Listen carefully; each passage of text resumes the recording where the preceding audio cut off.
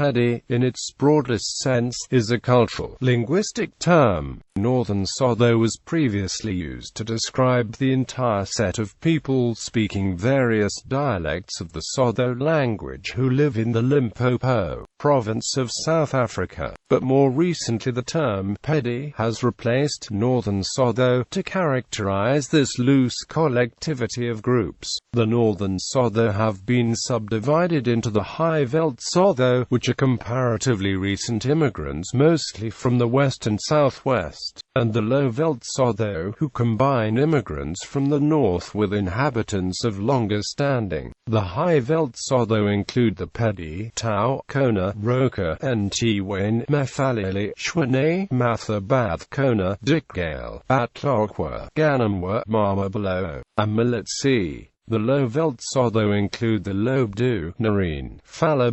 Mmamabolo, Kone, Gakga, Palana, Pai, and Ntwane. Groups are named by using the names of totemic animals and, sometimes by alternating or combining these with the names of famous chiefs. Pedi in the narrower sense refers more to a political unit than to a cultural or linguistic one. The Pedi polity included the people living within the area over which the maritime dynasty established dominance during the 18th and 19th centuries. Even this narrow usage should not be understood in a rigid sense because many fluctuations occurred in the extent of this polity's domination during the 18th and 19th centuries, and processes of relocation and labor migration have resulted in the widespread scattering of its former subjects, culture, location. The present-day Pedi area, Sekukulan, is situated between the Olifants River and its tributary the Steelport River, bordered on the east by the Drakensberg Range, and crossed by the Liolo Mountains. But at the height of its power, the Pedi polity under Ntwane included an area stretching from the site of present-day Rustenburg in the east to the low-veld in the west, and ranging as far south as the Vaal River. The area under Pedi control was severely limited when the polity was defeated by British troops in 1879. Reserves were created for this and for other Northern Sotho groups by the Transvaal Republic's Native Location Commission. Over the next 100 years or so, these reserves were then variously combined and separated by a succession of government planners. By 1972 this planning had culminated in the creation of an allegedly independent national unit or homeland, named Labour, in terms of the government's plans to accommodate ethnic groups separately from each other. This was designed to act as a place of residence for all Northern Sotho speakers. But many Pedi had never resided here. Since the polity's defeat, they had become involved in a series of labor tenancy or sharecropping arrangements with white farmers, lived as tenants on Crown land, or purchased farms communally as freeholders, or moved to live in the townships adjoining Pretoria and Johannesburg on a permanent or semi-permanent basis. In total, however, the population of the Labour homeland increased rapidly after the mid-1950s, due to the forced relocations from rural areas and cities in common South Africa undertaken by apartheid's planners, and to voluntary relocations by which former Labour tenants sought independence from the restrictive and deprived conditions under which they had lived on the white farms. History. The complex multiplicity of groups described above already coexisted in the northern and northeastern Transvaal by the end of the 18th century, and some concentration of political authority was already in place. In the course of the migrations into and around this area, clusters of people from diverse origins had gradually concentrated themselves around a series of Dikgale or ruling nuclear groups, identifying themselves through the shared symbolic allegiance to a totemic animal, Tau, Kolob, Quina and others. The Maritanga Pedi, with the symbolic animal Noka, were an offshoot of the Swana-speaking Gatla. In about 1650 they had settled in an area to the south of the Tšhwene River and of the present heartland. Here, over several generations of interaction, a degree of linguistic and cultural homogeneity developed. Only in the later half of the 18th century did they extend control over the region, establishing the Pedi paramountcy by bringing powerful neighboring chiefdoms under the sway. Pedi power, at its height during Ntwane's reign, was undermined during the period of the Dikgale by Ntwane invaders from the southeast. A period of dislocation followed, after which the polity was restabilized under Ntwane's son Sekwati, who were engaged in numerous negotiations and struggles for control over land and labor with the Afrikaans-speaking farmers who had since settled in the region. Sekwati's success in these struggles, and later that of his heir, Sekhukhune, was due in part to the firepower enjoyed by the polity, bought with proceeds of early labor migration to the Kimberley diamond fields. The Pedi paramountcy's power was entrenched through its insistence that the chiefs of subordinate groups take the principal wives from the ruling dynasty. The resulting system of cousin marriage perpetuated hierarchical marriage links between ruler and ruled and involved paying inflated bride wealth to the Maritang. By the 1870s, the Pedi represented one of three alternative sources of regional authority, alongside the Swazi and Aza which the Boers had established. Intensifying struggles between Boers and Pedi over land and labor resulted in the War of 1876, in which the Boer and Swazi forces were defeated. British annexation of the Transvaal, partly spurred by the Boers' failure to subjugate the Pedi, followed in 1877, and the Pedi were finally defeated by British troops and Swazi allies under the command of Sir Garnet Wolseley in November 1879. Sekhukhune was captured and held in Pretoria until 1881. The following year he was assassinated by a rival Pedi notable. The Berlin Missionary Society established the first mission to the Pedi, west of the Liolo Mountains, in 1861, after which the missionary Alexander Marinsky left the area to establish a village for converts, Botshabelo, to the southwest of the Pedi area. Johannes Ntwane, half-brother of Sekhukhune, was an influential early convert and lived for some time at Botshabelo. From here, several groups of converts later left to purchase land and found their own independent communities, including Doornkop and Boompla. Here Christian Pedi continued living until they were forcibly removed into the Pedi Reserve during the 1960s-70s in the interests of ethnic consolidation. In more recent times there has been mission activity by Catholic, Anglican, and Dutch Reformed missionaries. Settlements in pre-conquest times, people settled on elevated sites in relatively large villages, divided into kigoro. Each consisted of a group of households, in huts built around a central area which served as meeting place, cattle byre, graveyard and ancestral shrine. Households' huts were ranked in order of seniority. Each wife of a polygynous marriage had her own round thatched hut, joined to other huts by a series of open-air enclosures encircled by mud walls. Older boys and girls, respectively, would be housed in separate huts. Aspirations to live in a more modern style, along with practicality, have led most families to abandon the round hut style for rectangular, flat-in-roofed houses. Processes of forced and semi-voluntary relocation, and an apartheid government planning scheme implemented in the name of betterment, have meant that many newer settlements, and the outskirts of many older ones, consist of houses built in grid formation, occupied by individual families unrelated to the neighbors.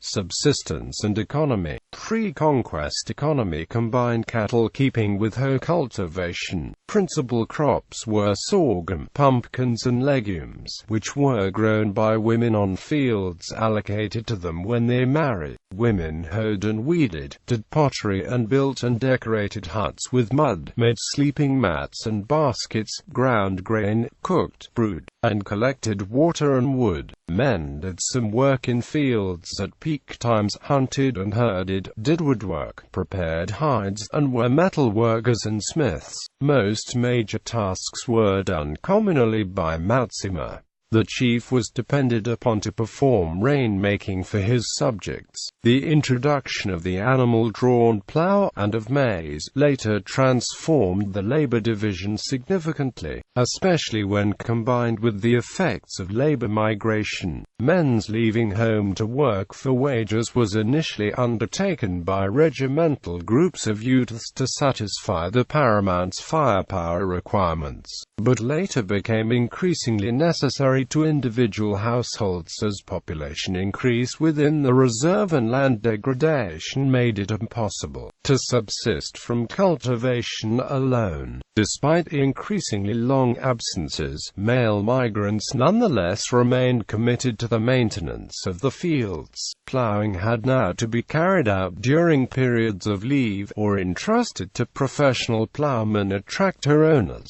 Women were left to manage and carry out all other agricultural tasks. Men, although subjected to increased controls in their lives as wage laborers, fiercely resisted all direct attempts to interfere with the sphere of cattle keeping and agriculture. The resistance erupted in open rebellion, ultimately subdued during the 1950s. In later decades, some families have continued to practice cultivation and to keep stock. These activities should more accurately be seen as demonstrating a long-term commitment to the rural social system to gain security in retirement, than as providing a viable form of household subsistence. In the early 1960s, about 48% of the male population was absent as wage earners at any given time. Between the 1930s and the 1960s, most Pedi men would spend a short period working on nearby white farms, followed by a move to employment on the mines or domestic service, and later, especially in more recent times, to factories or industry.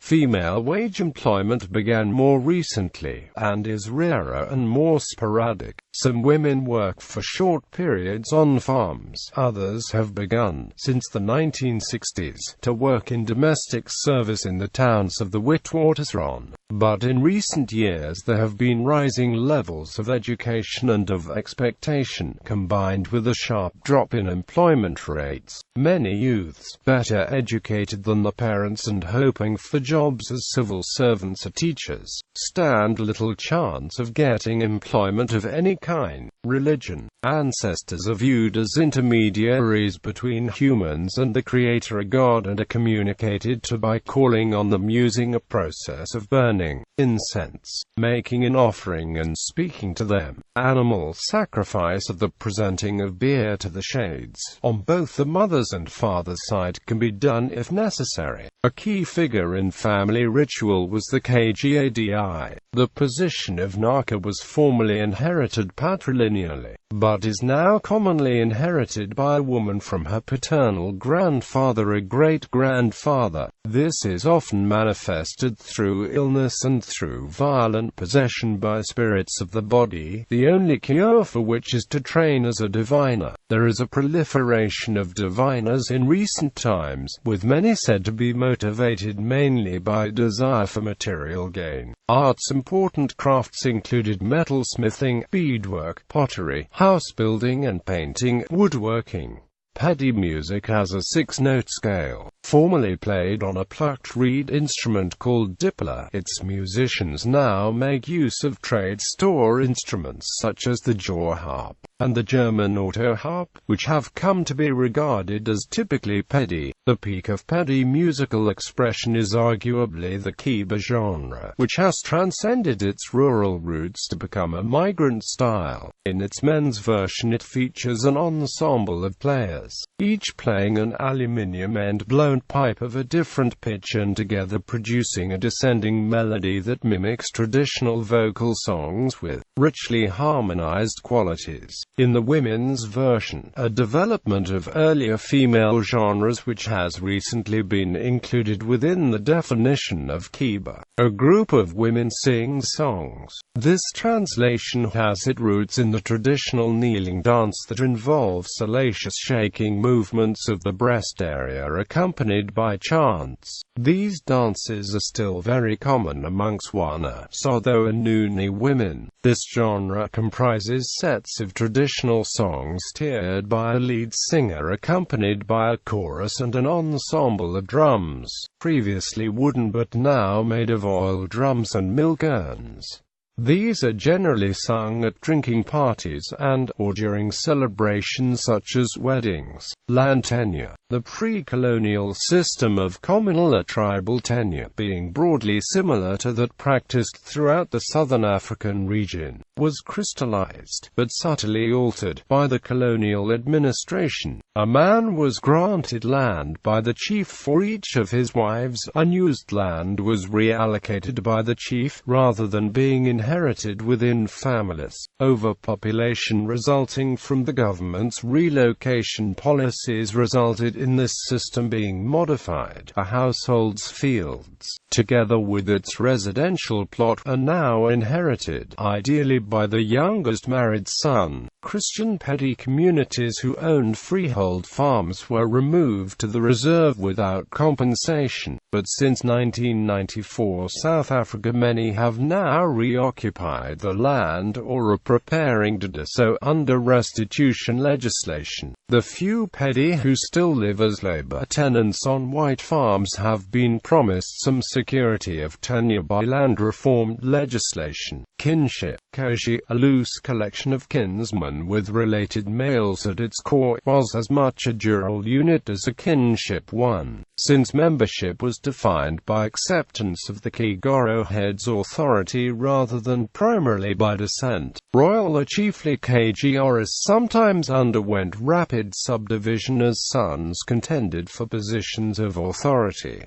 Marriage was patrilocal. Polygyny was practiced mostly by people of higher, especially chiefly, status. Marriage was preferred with a closer classificatory cousin, especially a mother's brother's daughter, but this preference was most often realized in the case of ruling or chiefly families, practiced by the ruling dynasty during its period of dominance. It represented a system of political integration and control recycling of bride wealth. Cousin marriage meant that the two sets of prospective in-laws were closely connected even before the event of marriage, and went along with an ideology of sibling linkage, through which the bohadi procured for a daughter's marriage would in turn be used to get a bride for her brother, and he would repay his sister by offering a daughter to her son in marriage. Cousin marriage is still practiced, but less frequently. Polygyny too is now rare. Many marriages end in divorce or separation, and a large number of young women remain single and raise their children in small female-headed households. But new forms of domestic cooperation have come into being, often between brothers and sisters, or matrilineally linked relatives. Previously, the oldest son of a household within a polygynous family would inherit the house property of his mother, including its cattle, and was supposed to act as custodian of these goods for the benefit of the household's other children. With the decline of cattle keeping and the sharp increase in land shortage, this has switched to a system of last-born inheritance, primarily of land. The life cycle for both sexes was differentiated by important rituals.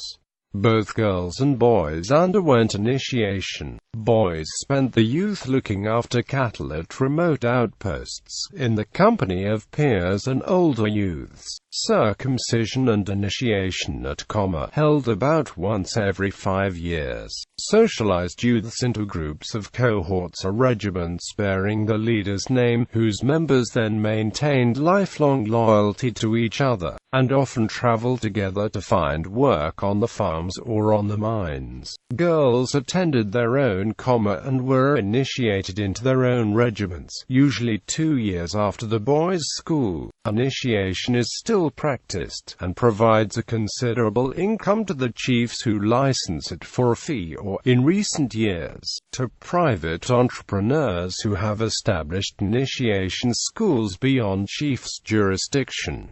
Notable Pedi people: Africa Soai, actor; Tokyo Sexwale, businessman and politician. First Premier of Gauteng Province, South Africa. Maidwana Mashabane, Minister of International Relations, South Africa. Caster Semenya, athlete, Olympic Games medal winner. Lydia Mokgokoloshi, famous actress. Mphahlele Ramphele, a former director at World Bank. Former principal of the University of Cape Town. Julius Malema, political leader. Former leader of the ANC Youth League. Commander-in-Chief of the Economic Freedom Fighters. Goko Ramadlodi, first Premier of Limpopo Province. Sello Molito, former Premier of Limpopo Province. Peter Mokaba, former politician, former leader of the ANC Youth League.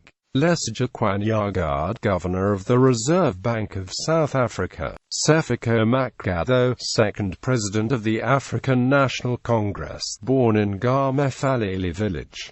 Thabo Sefolosha, American basketball player. His father Patrick Sefolosha was a musician from South Africa. Kgalema Motlanthe, former Deputy President and President of RSA. Richard Maponya, one of South Africa's richest businessmen and founder and first President of the National African Federated Chamber of Commerce, born in Lenyi, Zanin.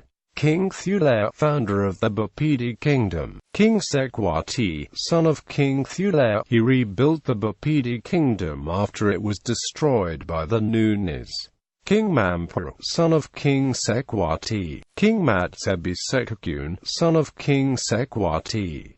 He fought 2 wars, first successfully in 1876 against the Tsar and the Swazi allies, then unsuccessfully against the British and Swazi in 1879 during the Sekukune Wars. Queen Motjaji, famous reign queen. Aaron Motsoaledi, Minister of Health, RSA. Elias Motsoaledi, South African anti-apartheid activist and one of the 8 men sentenced to life imprisonment at the Rivonia trial. Malegapuru William Magaba, Dr. Letlapa Mphahlele, former President of the Pan-Africanist Congress. David Makura, Premier of Gauteng Province. Castle Mathil, former Premier of Limpopo Province. Hugh Masekela, well-known musician. Gift Nopa, the first black South African and the 6th South African to sign a professional baseball contract when he signed in October 2008. Kenneth Meshew, politician. Castle Mathil, 3rd Premier of Limpopo Province. Thabo Makgaba, South African Anglican Archbishop of Cape Town. Caiphas Semenya, well-known musician. Sello Razathuba, businessman. Wilson Page Letoka, Eskom operator and unknown soccer player. Bonto Edi Mafela, auditor at Department of Labour.